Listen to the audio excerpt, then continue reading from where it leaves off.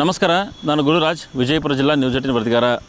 ವಿಜಯಪುರ ಜಿಲ್ಲೆಯ ಪ್ರಭಾವಿ ರಾಜಕಾರಣಿಗಳ ಪೈಕಿ ಬಸವನ ಬಾಗೇವಾಡಿ ಮತಕ್ಷೇತ್ರದ ಶಾಸಕ ಹಾಗೂ ಹಾಲಿ ಸಚಿವರಾಗಿರುವಂತಹ ಶಿವಾನಂದ ಪಾಟೀಲ್ ಅವರು ಮತ್ತು ವಿಜಯಪುರ ನಗರದ ಶಾಸಕ ಬಸನಗೌಡ ಪಾಟೀಲ್ ಯತ್ನಾಳ್ ಜಿಲ್ಲೆಯ ಪ್ರಭಾವಿ ನಾಯಕರು. ಆದರೆ ಇಬ್ಬರು ನಾಯಕರ ನಡುವಂತಹ ವೈಯಕ್ತಿಕ ಕಿತ್ತಾಟ ಆಗಿರ್ಬೋದು ಮತ್ತು ಈ ರೀತಿಯ ಆರೋಪ ಪ್ರತ್ಯಾರೋಪಗಳು ಜಿಲ್ಲೆಯ ಜನರ ಆತಂಕಕ್ಕೆ ಕಾರಣವಾಗಿರುವಂಥದ್ದು ಮತ್ತು ಜಿಲ್ಲೆಯ ಅಭಿವೃದ್ಧಿಗೆ ಕುಂಠಿತಕ್ಕೆ ಕಾರಣ ಆಗುತ್ತೆ ಅನ್ನೋ ಅಸಮಾಧಾನ ಮತ್ತು ಅನುಮಾನ ಕೂಡ ಜಿಲ್ಲೆಯ ಜನರಲ್ಲಿ ಉಂಟಾಗಿರುವಂಥದ್ದು. ಬಸನಗೌಡ ಪಾಟೀಲ್ ಯತ್ನಾಳ್ ಅವರು ಮತ್ತು ಶಿವಾನಂದ ಪಾಟೀಲ್ ಅವರು ಜಿಲ್ಲೆಯ ಪ್ರಭಾವಿ ರಾಜಕಾರಣಿಗಳು ಅನ್ನೋದ್ರಲ್ಲಿ ಎರಡು ಮಾತಿಲ್ಲ. ಆದರೆ ಇತ್ತೀಚೆಗೆ ಅವರಿಬ್ಬರ ನಡುವೆ ನಡೆಯುವಂತಹ ಆರೋಪ ಪ್ರತ್ಯಾರೋಪ ರಾಜೀನಾಮೆ ವಿಚಾರ ಜಿಲ್ಲೆಯ ಜನರಲ್ಲಿ ಒಂದು ರೀತಿಯ ಆತಂಕವನ್ನು ಮಾಡಿದೆ.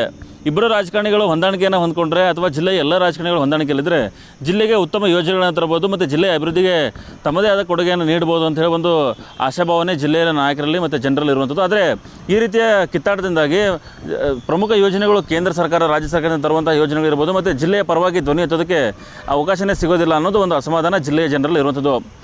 ವಿಜಯಪುರ ಜಿಲ್ಲೆಯ ಮಟ್ಟಿಗೆ ಹೇಳೋದಾದರೆ ಬಸನಗೌಡ ಪಾಟೀಲ್ ಯತ್ನಾಳ್ ಅವರು ಮತ್ತು ಶಿವಾನಂದ ಪಾಟೀಲ್ ಅವರು ಬಹಳಷ್ಟು ಪ್ರಭಾವಿ ನಾಯಕರು ಅನ್ನೋದ್ರಲ್ಲಿ ಎರಡು ಮಾತಿಲ್ಲ. ಜೊತೆಗೆ ಅವರಿಗೆ ಆದಂತಹ ಒಂದು ಬೆಂಬಲಿಗರ ಪಡೆನೇ ಇರುವಂಥದ್ದು ಮತ್ತು ಚುನಾವಣೆಯಲ್ಲಿ ಸಹಿತ ಅವರು ಮತಗಳನ್ನು ಕನ್ವರ್ಟ್ ಮಾಡುವಷ್ಟು ಕೆಪಾಸಿಟಿಯನ್ನು ಹೊಂದಿರುವಂಥ ನಾಯಕರು.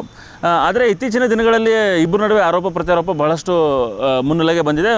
ಮುಂಚೆಯಿಂದನೂ ಸಹಿತ ಇತ್ತು, ಆದರೆ ಈ ಮಟ್ಟದಲ್ಲಿ ಇರಲಿಲ್ಲ. ಆದರೆ ಯಾವಾಗ ಕಳೆದ ವಿಧಾನಸಭೆ ಚುನಾವಣೆಯಲ್ಲಿ ಶಿವಾನಂದ ಪಾಟೀಲ್ ಅವರ ಪುತ್ರಿ ಸಂಯುಕ್ತಾ ಪಾಟೀಲ್ ಅವರು ವಿಜಯಪುರ ನಗರ ಕ್ಷೇತ್ರಕ್ಕೆ ಟಿಕೆಟ್ ಆಕಾಂಕ್ಷಿಯಾಗಿದ್ದಾರೆ ಅಂತ ಹೇಳಿದ್ರ ಬಳಿಕ ಅದಾದ ಬಳಿಕ ಮುಂದುವರೆದು ಬಸವನ ಬಾಗೇವಾಡಿ ಮತಕ್ಷೇತ್ರದಿಂದ ಅಥವಾ ಬಾಗಲಕೋಟೆಯಿಂದ ಸಹಿತ ಅವರು ಸ್ಪರ್ಧೆಗೆ ಮುಂದಾಗಿದ್ದರು. ಕೊನೆಗೆ ಅವರು ಬಾಗಲಕೋಟೆ ಲೋಕಸಭಾ ಕ್ಷೇತ್ರದಿಂದ ಕಾಂಗ್ರೆಸ್ ಅಭ್ಯರ್ಥಿಯಾಗಿ ಚುನಾವಣೆಗೆ ಇಳಿದ ಬಳಿಕ ಯತ್ನಾಳ್ ಅವರು ಮತ್ತು ಅವರ ನಡುವಿನ ಆರೋಪ ಪ್ರತ್ಯಾರೋಪ ಜೋರಾಗಿತ್ತು. ಅದರ ಮುಂದುವರೆದ ಭಾಗವನ್ನೇ ಕಳೆದ ಕೆಲ ದಿನಗಳ ಹಿಂದಷ್ಟೇ ಮೊಹಮ್ಮದ್ ಪೈಗಂಬರ್ ಬಗ್ಗೆ ಶಾಸಕ ಬಸನಗೌಡ ಪಾಟೀಲ್ ಯತ್ನಾಳ್ ಅವರು ಅವಹೇಳನಕಾರಿ ಹೇಳಿಕೆ ಮಾತನಾಡಿದ್ದಾರೆ ಅಂತೇಳಿ ಆರೋಪಕ್ಕೆ ಸಂಬಂಧಪಟ್ಟಂಗೆ ವಿಜಯಪುರದ ಅಂಬೇಡ್ಕರ್ ವೃತ್ತದಲ್ಲಿ ಮುಸ್ಲಿಂ ಸಮಾಜದ ಮುಖಂಡರು ಒಂದು ಪ್ರತಿಭಟನಾ ಸಭೆಯನ್ನು ಹಮ್ಮಿಕೊಂಡಿದ್ದರು. ಅದರಲ್ಲಿ ಶಿವಾನಂದ ಪಾಟೀಲ್ ಅವರು ಸೇರಿದಂತೆ ವಿಜಯಾನಂದ ಕಾಶ್ಯಪ್ನವರು ಸೇರಿದಂತೆ ಹಲವು ಕಾಂಗ್ರೆಸ್ ನಾಯಕರು ಭಾಗಿಯಾಗಿದ್ದರು. ಈ ವೇಳೆ ಸಹಜವಾಗಿಯೇ ಯತ್ನಾಳ್ ಏನು ಶಿವಾನಂದ ಪಾಟೀಲ್ ವಿರುದ್ಧ ಆರೋಪ ಮಾಡಿದ್ರು. ಆ ಎಲ್ಲ ವಿಚಾರಕ್ಕೆ ಮಾತಾಡ್ತಾ ಒಂದು ವಿಚಾರವನ್ನು ಶಿವಾನಂದ ಪಾಟೀಲ್ ಅವರು ಪ್ರಸ್ತಾಪ ಮಾಡಿದರು. ನನಗೂ ಮುಂದೆ ಅವಕಾಶ ಸಿಕ್ಕರೆ ನಾನು ವಿಜಯಪುರ ನಗರದಿಂದ ಸಹಿತ ಸ್ಪರ್ಧೆ ಮಾಡೋಕ್ಕೆ ಸಿದ್ಧವಾಗಿದ್ದೇನೆ ಅಂತ ಒಂದು ಹೇಳಿಕೆಯನ್ನು ನೀಡಿದರು. ಅದಾದ ಬಳಿಕ ಬಸವ ಜಯಂತಿ ದಿನ ಅದಕ್ಕೆ ಕೌಂಟರಾಗಿ ಒಂದು ಯತ್ನಾಳ್ ಅವರು ಸ್ಟೇಟ್ಮೆಂಟನ್ನು ಕೊಟ್ಟಿದ್ದರು. ಅವರು ರಾಜೀನಾಮೆಯನ್ನು ಕೊಟ್ಟು ಬರಲಿ ಅಂಥೇಳಿ ಒಂದು ಸವಾಲನ್ನು ಹಾಕಿದರು. ಆ ಸವಾಲನ್ನು ಸ್ವೀಕರಿಸುವಂತಹ ಶಿವಾನಂದ ಪಾಟೀಲ್ ಅವರು ಕಳೆದ ಶುಕ್ರವಾರ ರಾಜೀನಾಮೆ ಪತ್ರವನ್ನು ಸ್ಪೀಕರ್ ಅವರಿಗೆ ಸಲ್ಲಿಸಿದರು. ಅದರಲ್ಲಿ ಒಂದು ಪದವನ್ನು ಮೆನ್ಷನ್ ಮಾಡಿದರು.